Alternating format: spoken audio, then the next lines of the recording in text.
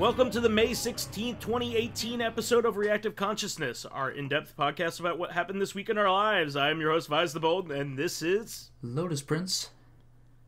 And no one else.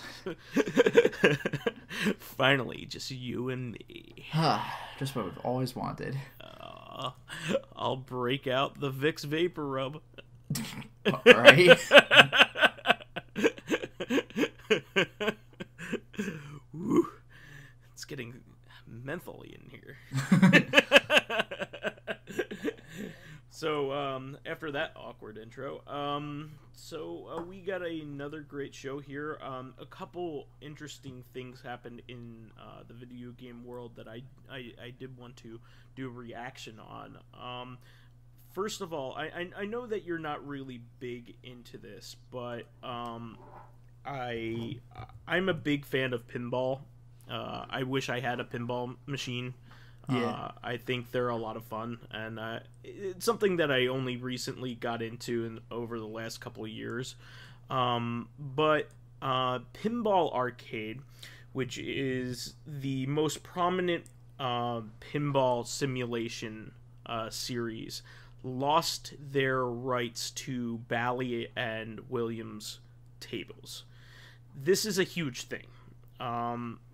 So I don't know if you know anything about this, but essentially all of the pinball, all the great pinball games that were made when we were growing up in the 80s and 90s essentially were made by Williams. Bally, Stern, or Gottlieb, or Data East, and there's some Sega ones in there as well. There's a couple Capcom ones, but they're not very prominent. So the ones that were most prominent were Williams and Bally, which are basically the same company now. They merged. So this is huge because the company Foresight Games that has been making these Pinball Arcade titles and pinball compilations pretty much ever since the PS2, have basically always had Williams and Bally pinball games. So just to give you an idea of the popular ones that that company has put out. So Pinbot is one of the most famous ones. There are 3 games in that series. There's Bride of Pinbot and Jackbot as well. It's one of the few pinball games that has, like, you know, a lineage. It has a series. Most pinball tables don't have sequels. There are very few. Yeah. They've also made like really popular ones, like the Addams Family is like one of the most popular ones. Twilight Zone is another. The Addams Family, I believe, is the #1 best-selling pinball table of all time. They essentially lost the rights, so you can no longer buy them on any of their versions on June 30th.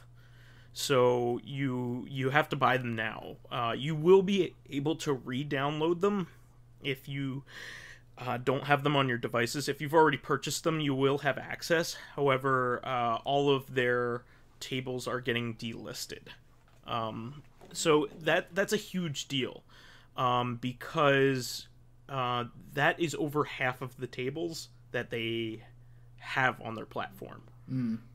And that's incredible. I think there must have been a huge falling out between the parent company and them in order for this to happen, because they are essentially their #1 way to make money. Bally and Williams doesn't make pinball tables anymore. Whoever holds the licenses gets all their money from Pinball Arcade. So a big falling out must have needed to have happened. So I just wanted to address this because it's a weird thing to have happened. Yeah. You know, because they've had such a long, storied relationship. It just all of a sudden came out of the blue. Now, pinball, one of the most prominent pinball manufacturer that's still making games, mostly based off of current properties, current movies, and current rock and roll acts, is Stern Pinball. You've probably seen like a lot of their pinball tables, based off of Marvel characters, Marvel movies. They have one based off of Family Guy, one based off The Simpsons. A lot of prominent. Any new pinball machine is either made by Jersey Jacks or Stern Pinball. More than likely, it's made by Stern. They still have a relationship with them, so they will be putting out simulations of brand new pinball machines that have been coming out. However, all of the classic ones that have also taken them huge strides and huge lengths to publish in the first place are all going to be gone now. For Pinball Arcade, they got all of these popular pinball titles that were based off of cinematic properties and stuff. With all of the music and everything, they were able to license it. Like Addams Family, they had to license the music that played on the pinball machine, the actors' likenesses, and all that stuff. They got all that stuff and they made it happen. And now they can't. You won't be able to play those anymore. So I think it really stinks. I think it has a lot to do with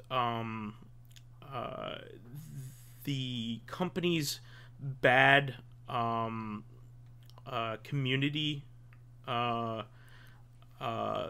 It's really bad at communicating with its community. Its community relations are terrible. If you go on their Facebook, it's like constant legitimate complaints.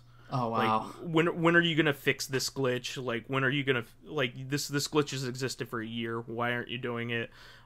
Where are versions of these tables that we've been promised on this platform that we've kickstarted? A lot of these came as a result of Kickstarters. Okay. I think what happened was that Pinball Arcade is on every platform that you can imagine. It's on PS3, PS4, Xbox 360, Xbox One. It's on PC. It's on Android. It's on iOS. It's on Wii U. It's on Vita. Switch. What? Switch. It's on Switch now. It just got on Switch. So it's on all these different platforms, and making all the physics work on all of them must be extremely taxing. Yeah. They probably are a very small company that got stretched very thin by all the promises that they made in their Kickstarters. A lot of Kickstarters actually have this problem. Mighty Number 9 had that problem, didn't they? They were like, "Oh, we'll put it on Switch. We'll put it on the Wii U." It's like, no. Yeah, come out with one number or two one, versions. That's a bitch. Number two, the Switch came out before that even became relevant. Like, start with a PC version and then move outwards. I know. That's really what they should be doing. I mean, you could put out an Xbox One version very easily from there, maybe, and a PS4 version, because they're all powered PC based. Right? Yeah, no, that's true. But I mean, like, on your Kickstarter, don't say like, if we meet like all 5 stretch goals, then we'll make it for all 5 systems. Like, will you though? Can you? Yeah. So, they notoriously they have a hard time. Their big problem in all of this is not that they do that, but they don't communicate well. Yeah, that's frustrating. Like, that really sucks when all of a sudden, like, if something goes wrong, and things go wrong, all right, but if something goes wrong and there's radio silence for like a month or two, like that's when especially backers start getting suspicious, and they're like, oh no, they're not taking the money and running, are they? They're not going to abandon the project, are they? And like, when they're not around to say, no, we're still here, that's really a problem. Like, actually, the System Shock 1 Kickstarter had that for a bit. They released an update that said, like, oh, we ran into more problems than we thought. We're going to have to hold off on this project for a little while. And people were like, what the fuck? And there was, like, they actually did come back and update faster than anyone thought. Because that was left open-ended. and everyone was like, "What?" Only like a month later they came back, but it was a month though. You didn't know, and like people were in the Discord going like, hello, what is any of this?" Like they did come back, but like that was a scary period. Like you don't want to do that. So their major issue is that they will not respond to fans' questions. They just won't. They will just ignore somebody on the Facebook page, or I've always told people that there are 3 acceptable answers in communicating: yes, no, and we need more time, or maybe. Those are all acceptable things. When you don't say anything, there's a major issue. Well, I mean, there are caveats to that. I mean, Yeah. I wouldn't say yes to everything when you can't deliver. Like, because that makes people way more mad than just saying no. Because you do not want to make a promise that you can't or won't keep. Because that is just going to lead to bad blood later. Sure. But what I'm saying is they don't say anything. And therefore that's they're just not good. totally ignoring the concerns of their fan base. And they are really the only game in town when it comes to pinball simulations. I mean, there is another prominent pinball simulation, and it's Pinball FX, and Pinball FX3 is the current version, and that's made by Farsight Studios, I think. No, Farsight is what makes Pinball Arcade. Farsight is what breaks multiplayer in Perfect Dark. No, let me see here. Pinball FX is well, either way, Pinball FX is not a pinball simulation. It's made by Zen Studios, excuse me. Pinball FX is strictly a platform to release new pinball tables that don't exist in reality. Okay. They are new pinball games that could not exist within within an actual cabinet. Oh, sure, like stuff where if you upgrade, you go to like a whole other tier, like another board, like exactly. that you couldn't do that in real life. Or they'll have like little characters that will like shoot your ball across. Oh yeah, like an alien will shoot a laser and deflect your ball or something. And it's like, exactly. you're not doing that in real life. Yeah. There's one based on 2016 Doom, for instance, and oh wow, you can battle a cyber demon, let's say. Sure. And like the cyber demon will actually be there in 3D, yeah, when you have to like hit him with the ball like 10 times and he explodes or whatever. Yeah, that's exactly. Cool. So what's neat about what they do is they do what pinball used to do, which was promote a brand with a short pinball game. Yeah, play the real thing after this pinball game. Yeah. And Zen comes out with really neat original tables all the time, based off of Star Wars. They release a lot for Marvel as well. They base a lot of their Marvel ones off of the comics too. So it's pretty neat that they do that. They focus on characters that don't get a lot of popularity and that kind of thing. So it's pretty neat what they do. I have almost all of their pinball tables, but they do not focus on real ones. And owning a real pinball table is a pain in the ass. There's maintenance. Like I know it's easy to like, go to the arcade and play pinball, but like that stuff doesn't stay in good condition forever, and it's probably difficult to deal with and repair. And not to mention, it's just physically big. It's like owning an arcade machine. Like, how many of them could you possibly have? And a lot of the popular ones are 25, 20, 30, 40 years old. Yeah, and not to mention the intricacies. They have miles on them. And the intricacy of some of these machines is insane. Like, so they're expensive. Again, like, they're really expensive. You don't just go like, I think I'll buy a pinball machine. Like that can be like quite $4, an investment. $5, $6 grand. Yeah. And you need to know how to repair them yourself, because are you going to go to somebody every time something small breaks? You're going. And not to mention, like, that's the thing. You would have to know how to repair it yourself, or go to somebody and bring your entire fucking table with you, because like, who are you going to call? Like, does your local repairman know how to fix pinball machine? That's esoteric. And also, here's another thing: space. Like, Well, no, that's what I said. They're gigantic. Yeah, like how many of them could you possibly own? Like 2 if you're extravagant.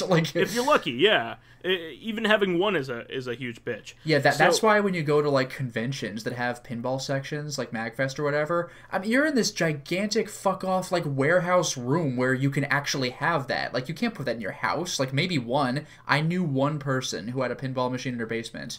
One pinball machine, big basement. Okay, like, you can't have like 3, 5 pinball machines. Like, get out of here. Yeah, and also maintain them all and all that. Oh my god, yeah. So and these things have miles on them at this point.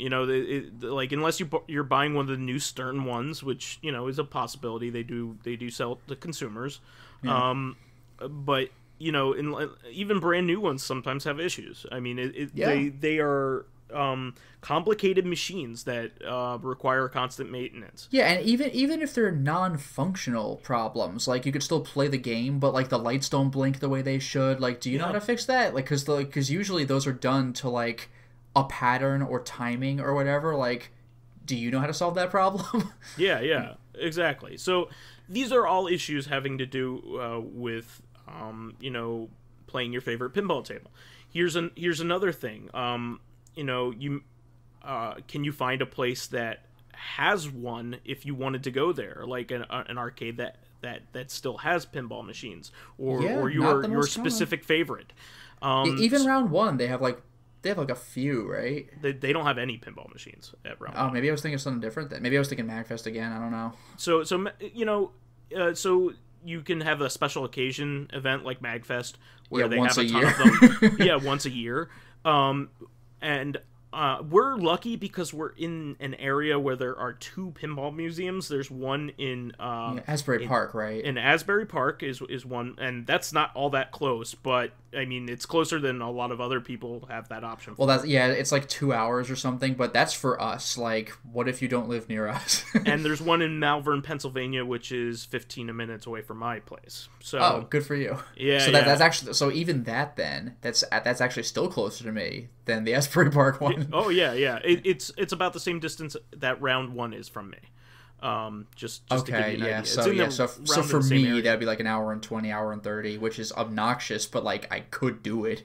But I live in a highly populated area. I live in the tri-state New Jersey area. I live in Pennsylvania, but very close to New Jersey. Like a stone's throw away. Yeah, I live near Philadelphia, which is one of the most populated areas in the country.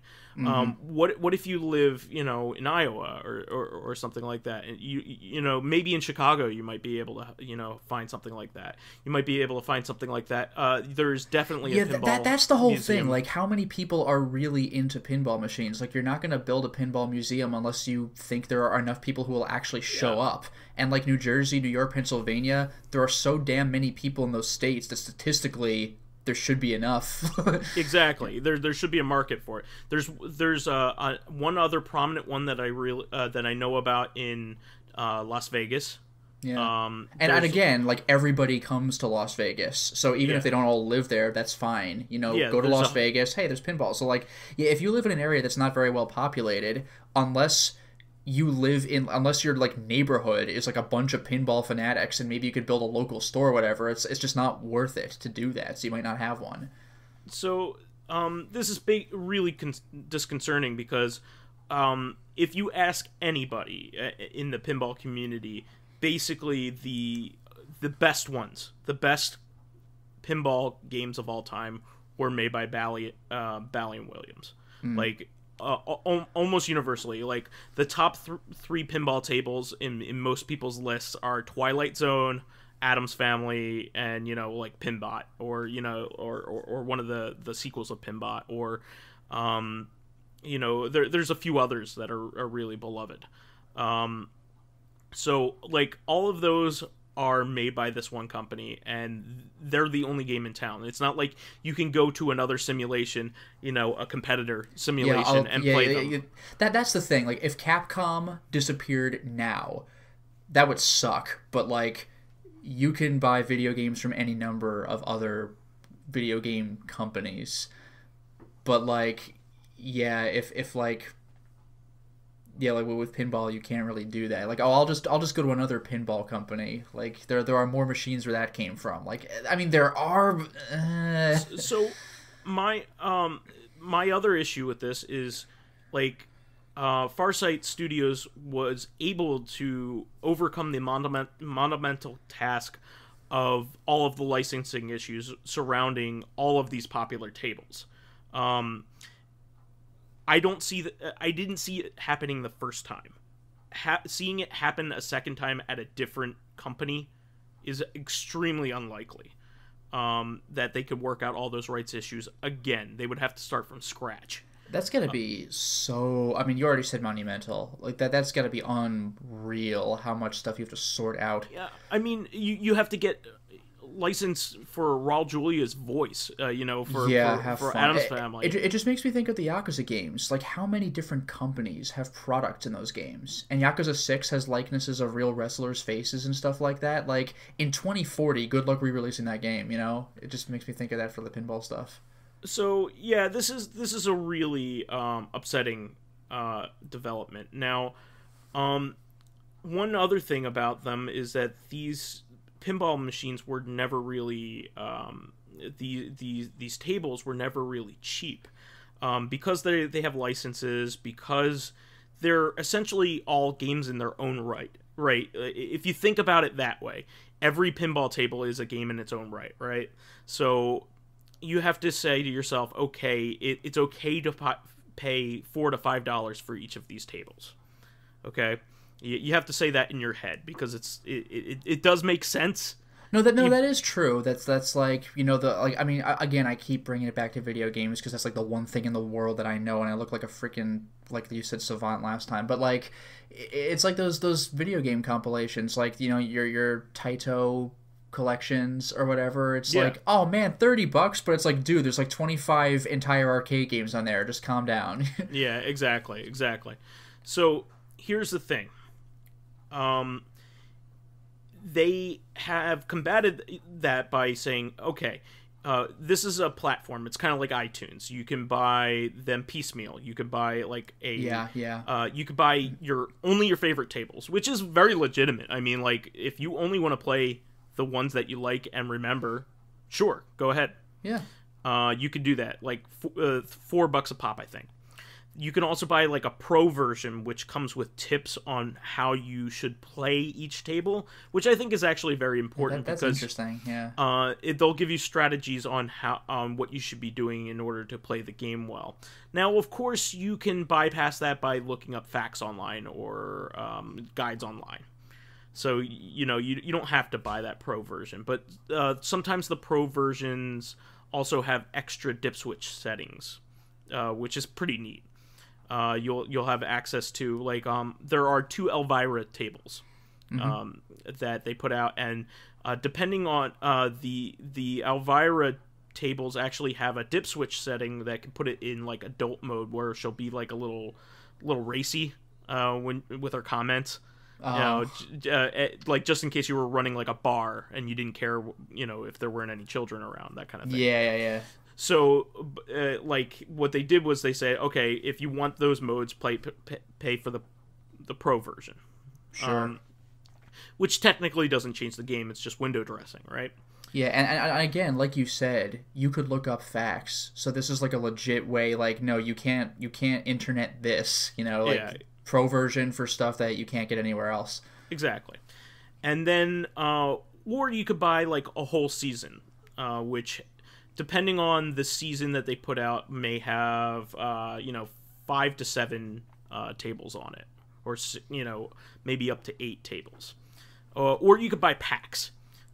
So there are packs that come in packs of 2 that you could buy, or you could buy a whole season. The thing is, they're up to 7 seasons now, and each season costs $40 for the regular versions, and then $30 for the regular version, and $40 for all of for the pro versions. So you have to buy 7 of those if you want to start from scratch. See, that is daunting.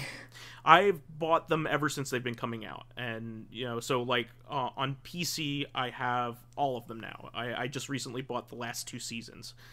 2 seasons is still expensive, but like to have them all before they go away forever, I'm doing it. Yeah, now's your chance. Yeah.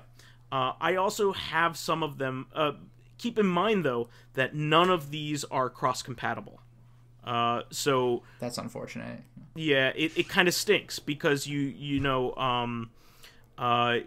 you buy them on PlayStation 4, they're not going to show up on your PC. Yeah. If you buy them on PC, they're not going to show up on your phone. They're not going to show up on your tablet. And playing them on the tablet is a really great way to do it, but one thing that I've realized about mobile gaming is that it's very ephemeral. Yeah. So like you might buy something and may not even work. That's the frustrating thing. Yeah, right. Like with Steam or whatever, it's like, oh no, like because that's one of my big complaints about online only games. That's why I'm such a physical nerd. Is that stuff can disappear from the store at any second, but at least if you bought it, you will always have it. You could re-download it from your library. But with phones, no matter how diligent you are, it's like after a certain point, that game is just gone. Even if it's still on your phone, it's like, nope, can't work it. A lot of times you can't re-download them even after you bought them. Like they don't have a good setup for that. Or they just simply won't work on your new phone. That's what I can't stand. Like, upgrade firmware? Sure. And now you just can't play this anymore. Like, wow. Okay. Yeah.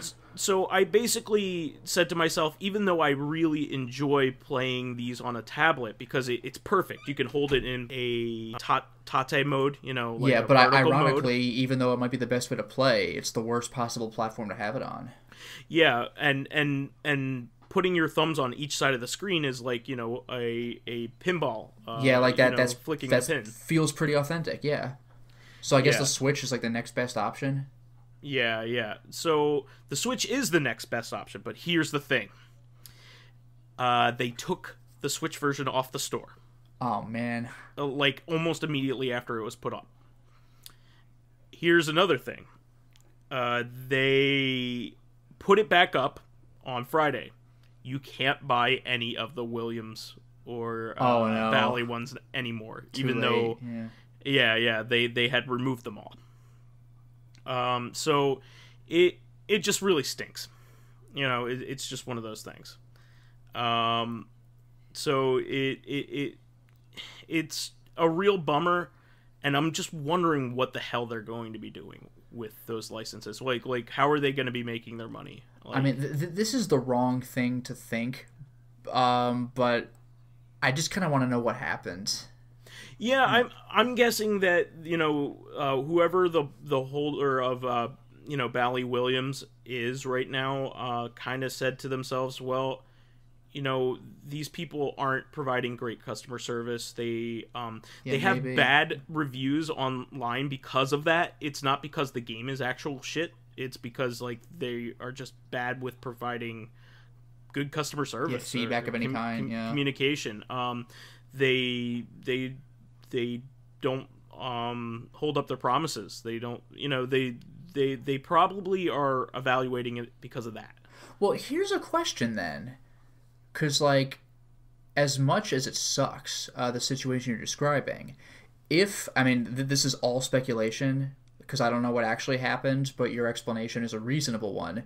If your explanation is what happened, then could that mean that those tables will therefore give their rights to some different video game distributor? That is a possibility, but keep in mind they have to work out the rights issues. Yeah, that's true. Yeah. They have to go up to the holders of Terminator 2 and say, "Hey, we want to put out that table that this other company put out. Can we do it?" Yeah. Like Star Trek. They have all of these licenses. They had all these different licenses that they had to get piecemeal. Like it's not like they came in a bundle. It's not like everybody owns. One company owns all these. The Star Trek: The Next Generation table has Patrick Stewart and all the original cast on the back. In the back glass. Yep. like these are all things that they had to work out. You know, when these pinball tables originally came out, they didn't have licensing agreements that would be this forethought. It had the forethought to do this. You know, there were barely any games at the time that that imitated real pinball. There are 2 pinball simulations during that era that imitate real pinball machines that I know of.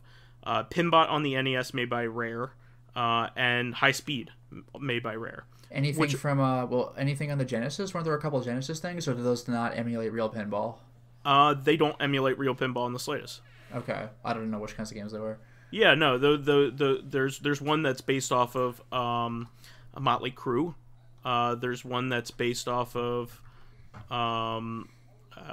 there's the Devil's Crush, Dragon's Revenge. Oh, I remember that one. Yeah, that was not even close. And Sonic Spinball. That's basically it. Oh, Sonic Spinball emulates real pinball. where you could just stop spinning and just run around like actual Sonic for a little bit. yeah. So that's my actual, you know, I forgot about Sonic Spinball. Yeah. There's no real pinball simulations. There are only 2 that I know of, and they were both Bally Williams tables. Okay. In fact, I think they're Williams tables, and they're both NES games made by Rare. Okay. Was there a? Maybe I'm way off on this. Was there a Kiss pinball? Not the video game. Maybe not as a game. Not as a video game, but there are 2 real pinball tables. Okay. So anyway, I just find the whole situation weird, and I also am like afraid for people that want to actually play these tables. Like I bought them all over a long period of time, so it wasn't a big deal for me. But it's just one of those things. I hate to see these go because they're really great games. They're really great games. So it's a shame. I don't know how to deal with it either. Too.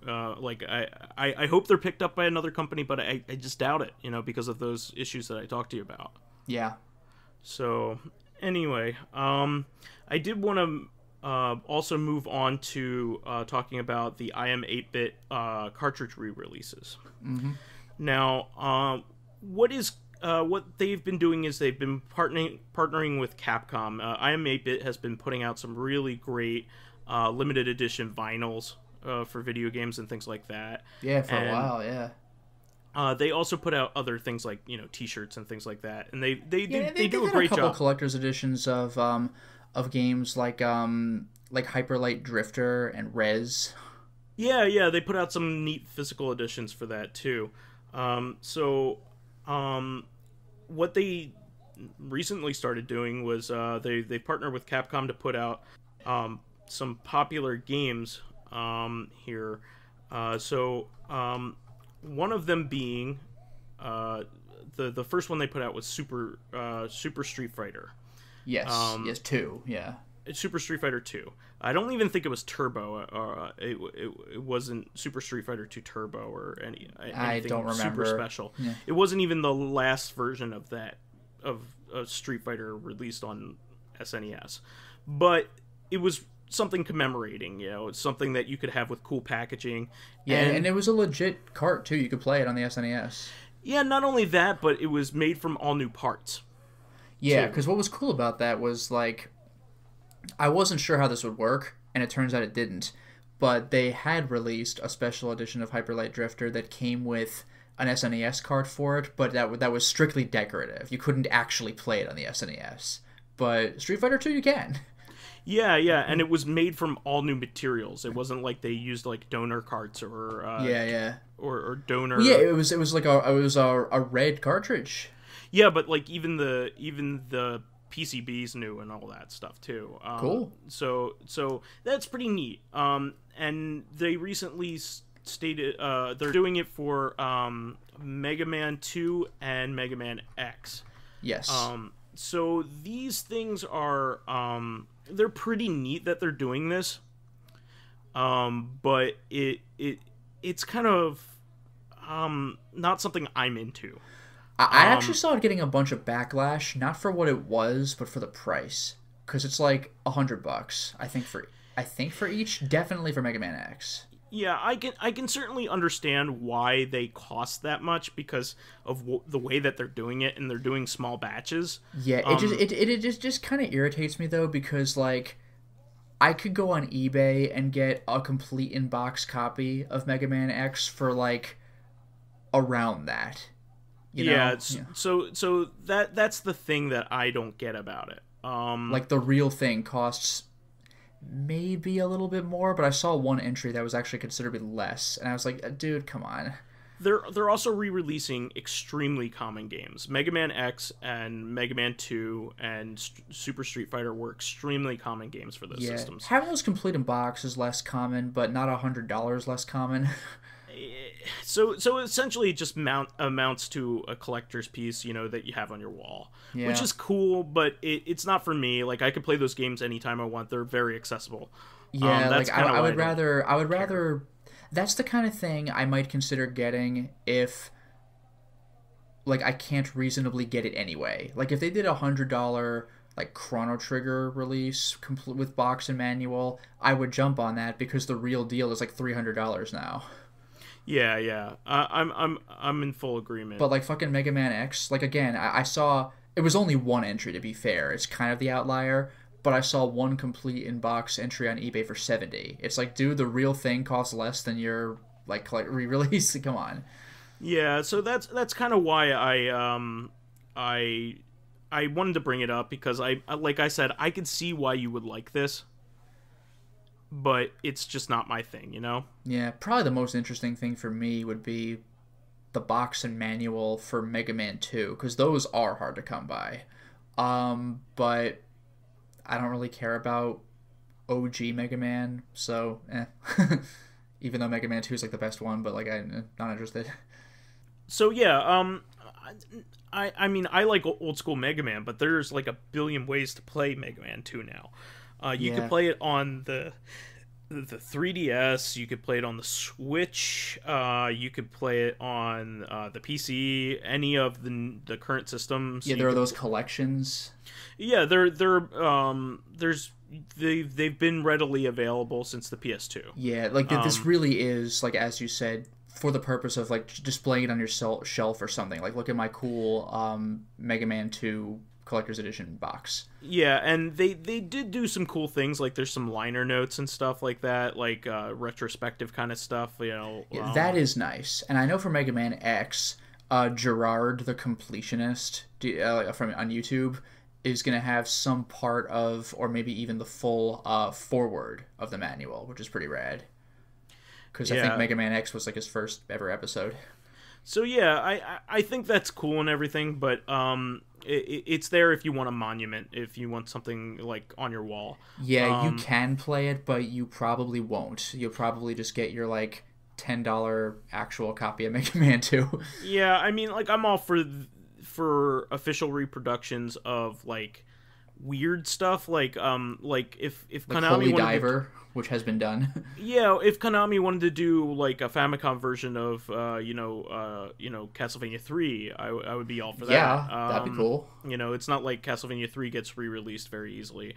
Or Gimmick, or something weird like Euphoria. On NES.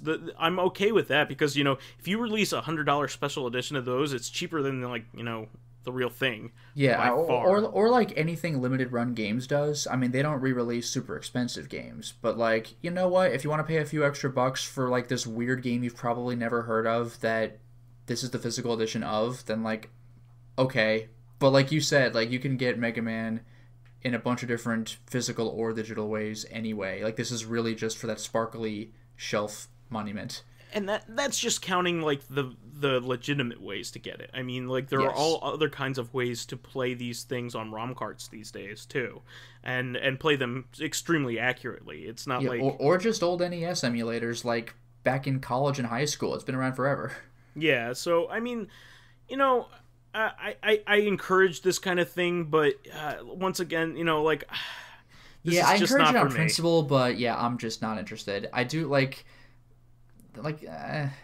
even old school SNES Mega Man X, like that's not one of the games I'm really hunting for. So okay, it's cool, I guess, but yeah, I'm not gonna take part in it. You know what would be something cooler if they released a new game that way, you know? That'd be like, interesting. Yeah, you know, like that would Oh, be like neat. that one thing SNK made, that fighting game for Yeah, SNES? except, you know, something good.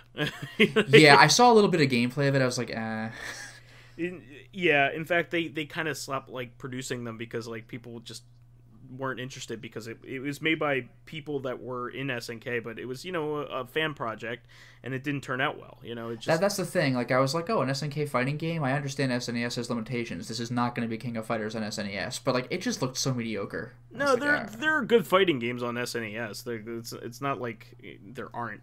No, I know, but I mean, like, don't think that just because these people made King of Fighters, it's going to be King of Fighters on SNES. But even so, for an SNES game, it just looked really mediocre. Like, it's cool that it exists, but Yeah.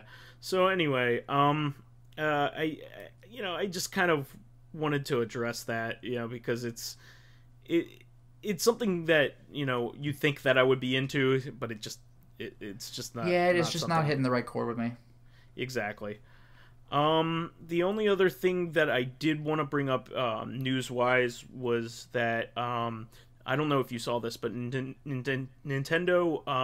announced that they are not having a virtual console for the Switch. I did hear about that, and that got people mad.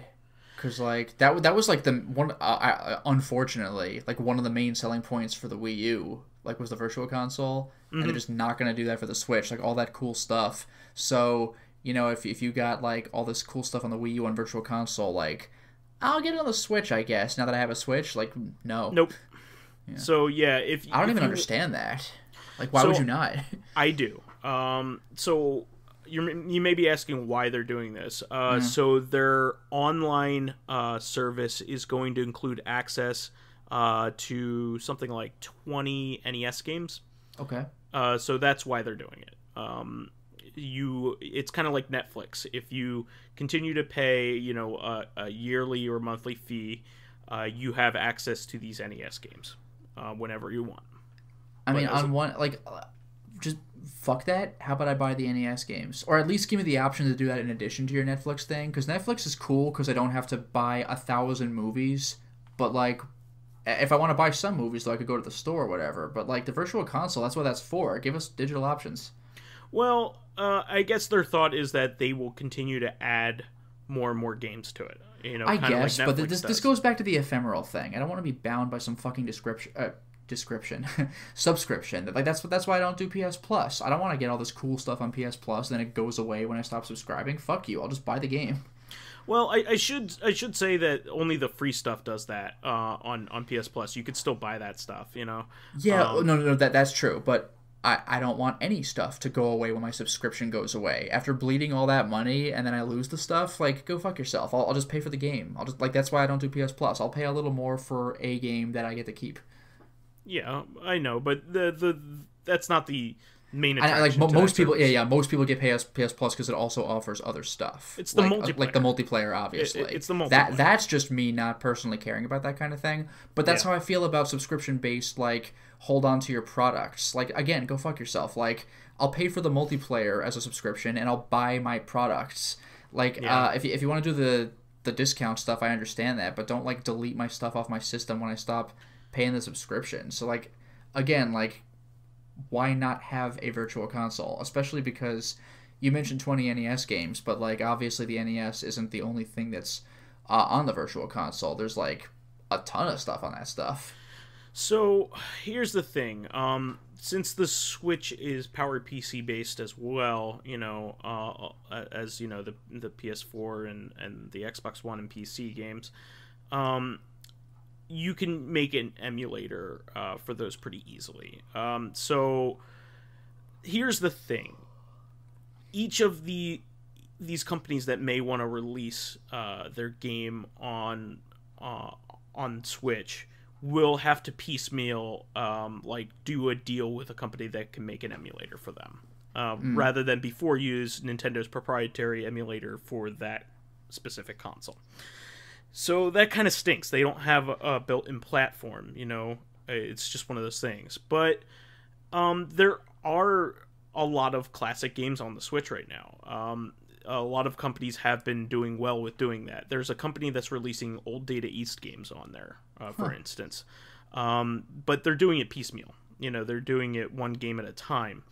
I hope eventually they'll be able to make collections, which is something that the Virtual Console was bad at. It never allowed you to buy like all 6 Mega Man games or something like that. You know what I mean? Yeah, That would be something that you should be able to do. You should be able to buy a collection. Namco put out their Namco Museum installment on the Switch that turned out really, really well. There are the Arcade Archives games, which all have been very good. They have their Neo Geo games, and then they they have other arcade games on there as well. They've released things like Double Dragon, the original Double Dragon.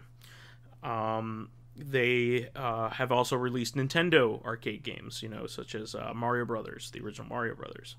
That's right, yeah. Not Super Mario Brothers, Mario Brothers. Yeah, Punch-Out. I mean, this is probably a stupid question, but I assume it's, Punch-Out and not Mike Tyson's Punch-Out, right? No, the arcade Punch-Out. Remember we talked about that? Excuse me. Yes, okay. Yeah. So, there are no NES games on the Switch yet, except for Mega Man, because Capcom released those as a collection, Legacy Collections 1 and 2. Yes. It's cool that like the Switch has all of these things, and those things have been popular enough to get collections and piecemeal releases, but it also stinks that there's not a platform either. Now, I assume that eventually companies will make a deal with Nintendo to say, hey, can we be in your online service as part of as part of the subscription? Then that also leads to you, like, how long is it going to be available on that subscription service? Just like with Netflix, right? Netflix only has movies for a certain amount of time, until the license runs out. It goes to Amazon Prime, or it goes to Hulu, or some other competitor. Yeah, that's also frustrating. Yeah. So here's the thing, though. There may not be any other. It's not like NES games get regularly released on any other systems very often. I can only count like a few times where I've seen an NES game published on another system, as emulated. The Mega Man games is one of them. You regularly see Mega Man emulated on other systems, like Mega Man 1 through 6. Yeah, and I've even seen that like on disc on like PS2 and stuff like that. Yeah, but there are very rarely other NES games published on other systems. I think the only other time I've ever seen it is there's a collection of the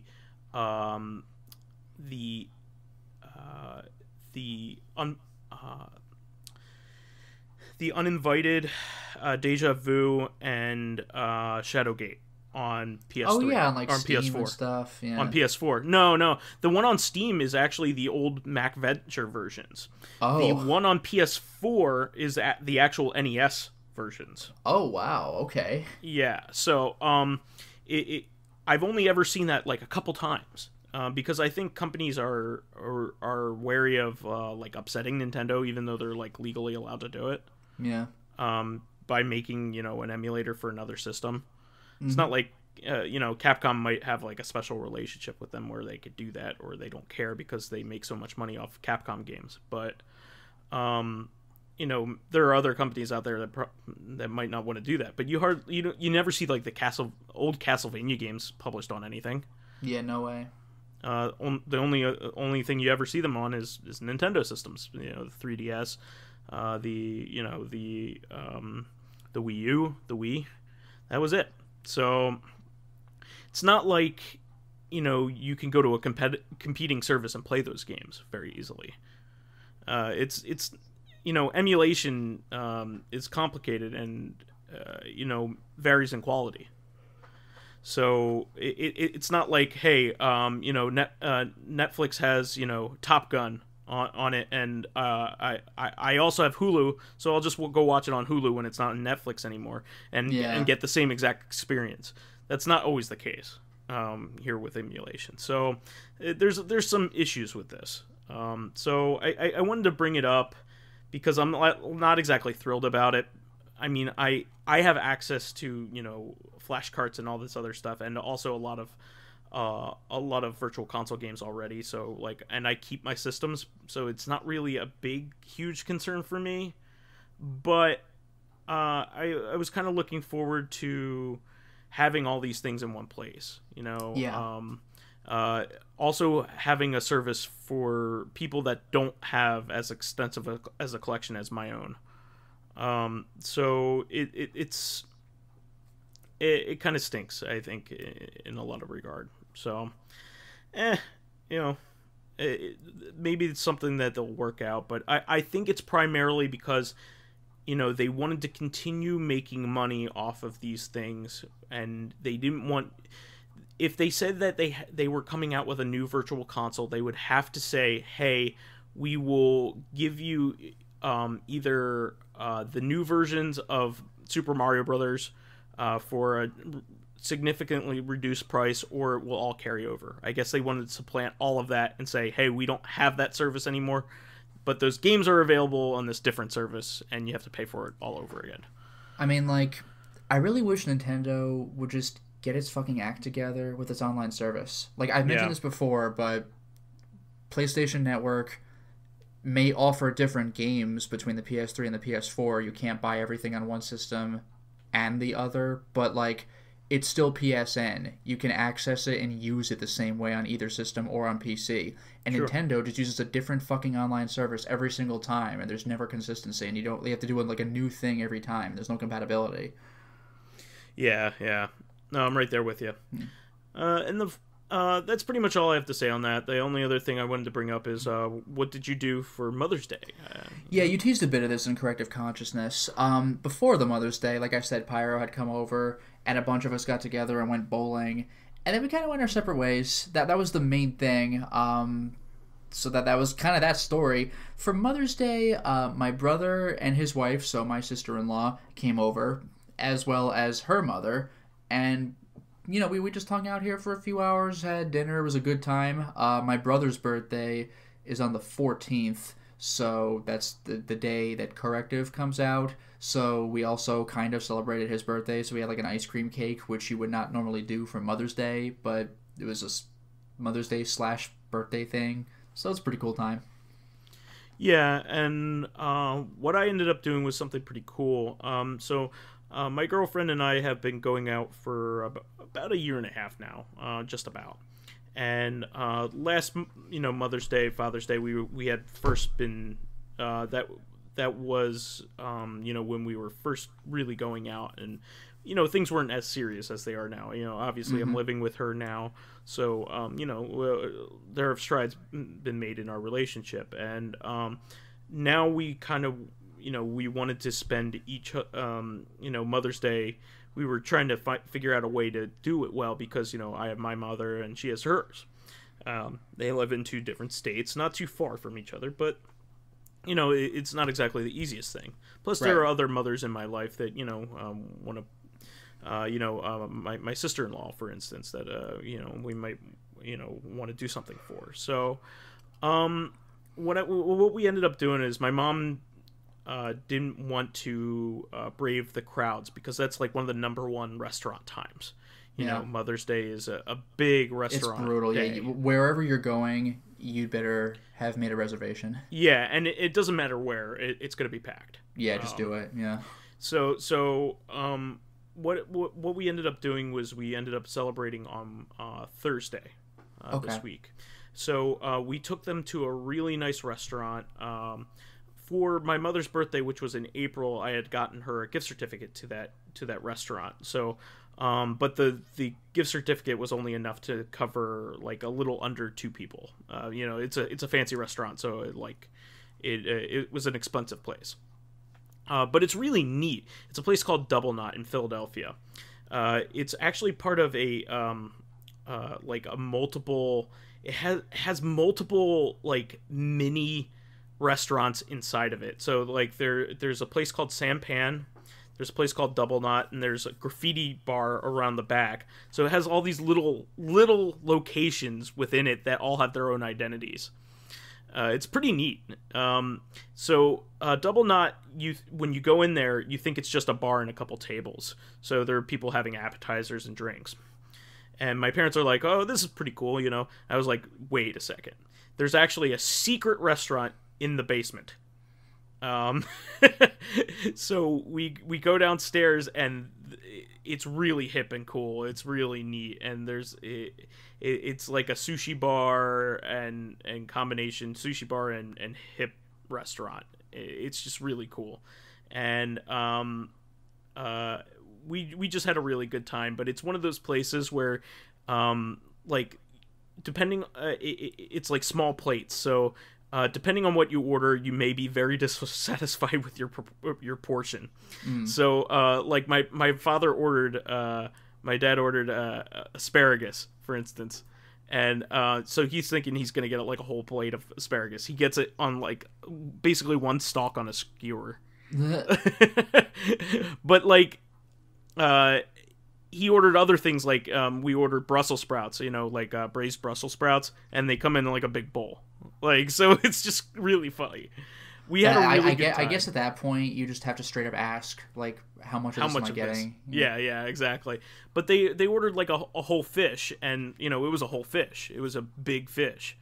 So and they shared it. You know, so it was big enough for two people to eat. You know what I mean? Yeah.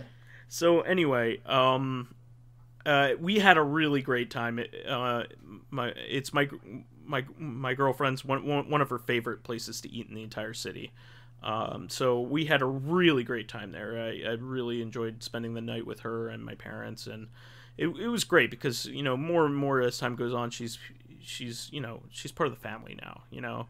Yeah. So you know, when I first started with the show, I was single, and you can track the trajectory here of the relationship of me meeting her and you know, our early relationship, and now it's like matured and gotten so great. So it's just been a really good time. And today, which was Sunday, for those of us that are listening to us on Thursday, we ended up going to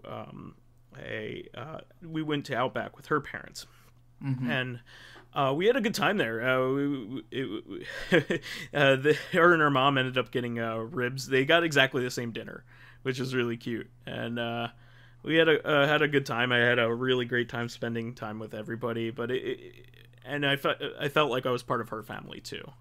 So it was really great. You know, moment in our relationship, I think.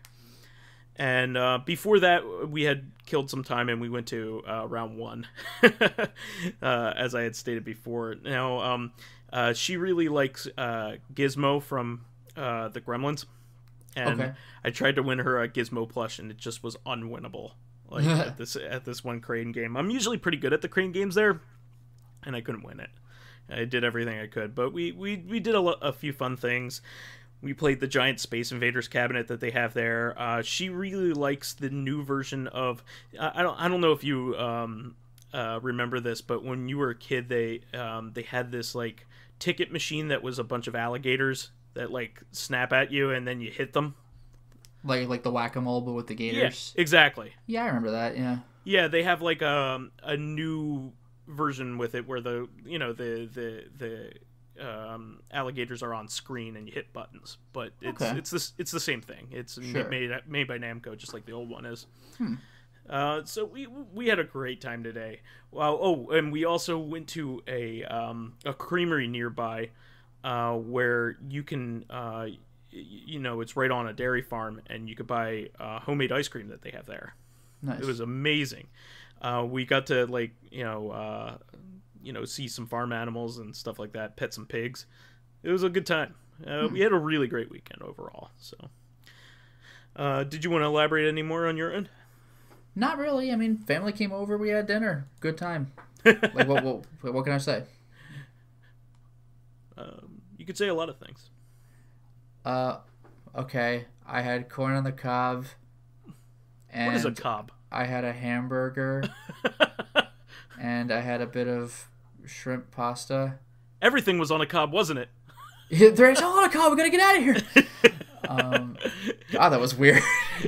But what I think is funny is they've tapped into like one of the questions I've always asked of myself, like, is anything else on a cob other than corn? No, what I like about that joke is that I think there are 2 times in the entire Rick and Morty series that Rick has ever freaked out. And the first was in episode 1, and that was before his character was really developed. It was the first episode. But the cob, like, that was the thing that just set him off. Like, nothing matters. Even the molecules were on the cob. Yeah, like, apocalyptic events, doesn't care. Like, nothing matters to this guy. But that one planet where everything was on the cob, he flipped out. Like, we gotta get out of here. And, like, so now to look for another Earth-like planet. Because that cob planet is off the table. And it's like, and it's never explained, like, why that was so terrifying. Like, that was amazing. Also, 70 new episodes were ordered. Yeah, I'm very happy about that. That's a ton. Most shows don't even get to half of that. You know what I mean? Like that's the thing. Like, they basically just gave the go ahead to like multiple seasons. Like, usually, don't you usually renew like one season at a time? Here it's just like, fuck it. Yeah, fuck it. Have 4 or 5 more seasons. Like, whoa, okay. And it'll take them like 10 years to do that. Like, I know. I'm okay with this. So anyway, to be fair, you have to have a lot of patience when waiting for Rick and Morty. Well, no, Venture Brothers is what you have to have patience. No. I was trying to do that stupid meme. To be fair, you have to be very intelligent to understand Rick and Morty. Like, any of those memes that like want you to like stroke your intelligence, I'm just that meme's hilarious. It's like, dude, come on. Like, you're really trying to pump yourself up. It's a very science-based show. It's like, no, it's literally like, no, it's really not. Like, the show is very intelligently written, but the science in that show is just magic bullshit. Yeah, it's just bullshit. Yeah, he presses a button and portals happen. It's like, okay, my chemistry major will help me with this. Well, that's the show for this week. Please remember to subscribe to the Corrective Consciousness and YouTube SoundCloud pages. While there, please give us thumbs ups, likes, and 5-star ratings on iTunes. It helps promote and spread awareness of the show, and any bit of encouragement helps keep the show going. You can also catch us on Tuesday on our sister podcast, Corrective Consciousness, the podcast about our lives and pop culture. Finally, you can friend me as vysethebold on Steam, PSN, Xbox Live, Twitter, Switch, and Battle.net. And you can follow me on my YouTube channel, Lotus Prince. You can hit me up on Twitter at Lotus Prince. And finally, if you are interested in seeing my videos early, getting in on exclusive live streams, or even selecting upcoming games for me to Let's Play, then perhaps consider swinging by my Patreon account, which can be found at patreon.com/LotusPrince. Alright guys, we'll catch you on Tuesday. Until next time, everyone. Bye-bye.